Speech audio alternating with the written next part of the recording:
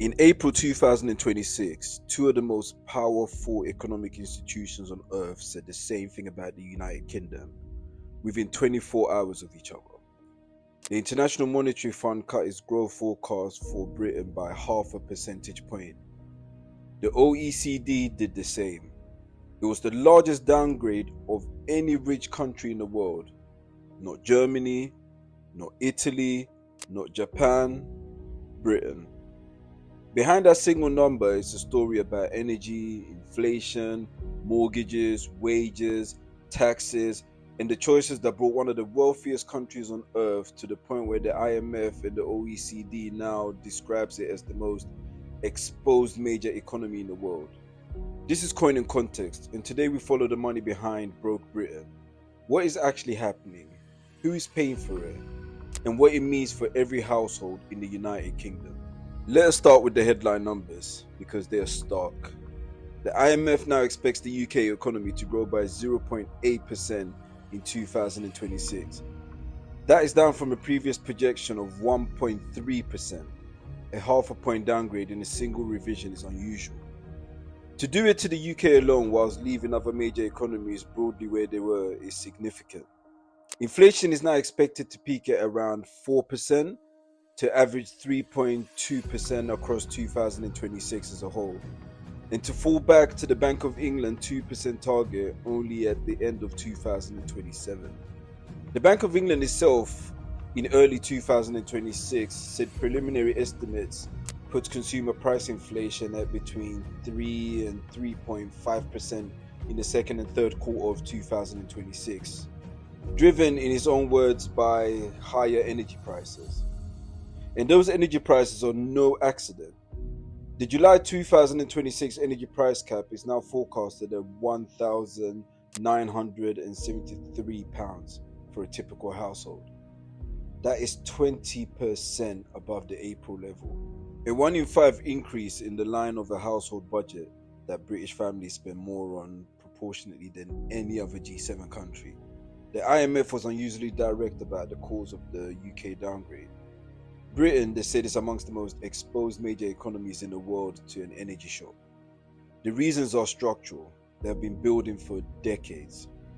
First, gas accounts for 62% of the final household energy consumption in the UK. That is the highest share in the entire G7.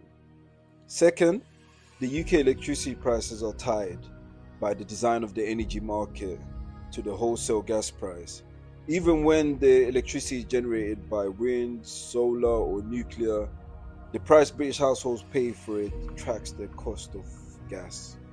Third, Britain produces less and less of its own energy each year and imports more and more. When the global gas market goes into a shock because of war, because of pipeline disruption, because of closure of key shipping lanes, those three structural factors means Britain is hit harder, faster, and for longer than its peers.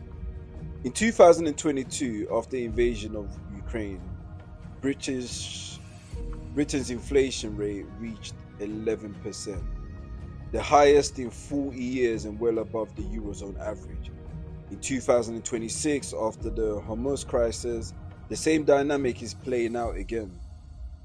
The Resolution Foundation, in its Q2 2026 Microeconomics Policy Outlook, was blunt.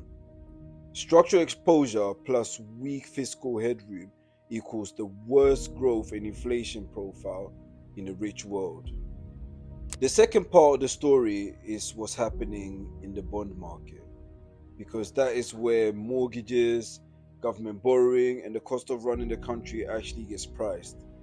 In March 2026, UK 10-year government bond yield rose by more than those in any other G7 country except Italy.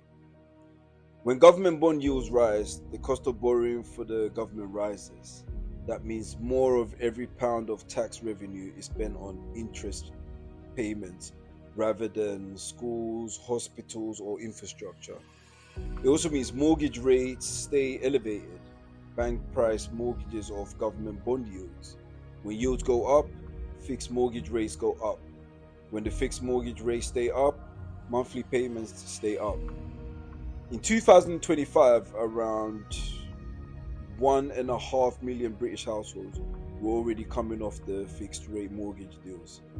In 2026, it is millions more. They are remortgaging onto rates that are roughly double what they signed up for in 2020 or 2021. And here is the brutal arithmetic. A British household whose mortgage payment rises by £400 a month, a typical figure, has just lost £5,000 a year of disposable income. And to that, a 20% rise in energy bills, and to that, food inflation still running at over 5%. Add to that, flat or falling real wages. The IMF's growth downgrade was not an opinion, it was arithmetic. Microeconomics is the average, households are the reality. The Ipsos UK cost of living tracker is one of the most consistent measures of how Britain is feeling in 2026. 77% of Britons say that they are concerned about the personal impact of the cost of living. 82% say they expect food costs to rise over the next 6 months. 79% said the same about utility bills. These numbers are not panic, they're reality testing. Britons have been paying these bills for 2 years. They know what is coming. But the burden is not distributed evenly. For a household in the bottom economy quintile, energy and food makes up roughly 40% of total spending. For a household in the top quintile, it is closer to 15%. Same inflation, very different impact. For a household with no savings, a £400 mortgage rise is a crisis. For a household with diversified financial assets, it's a quarterly review with their advisor.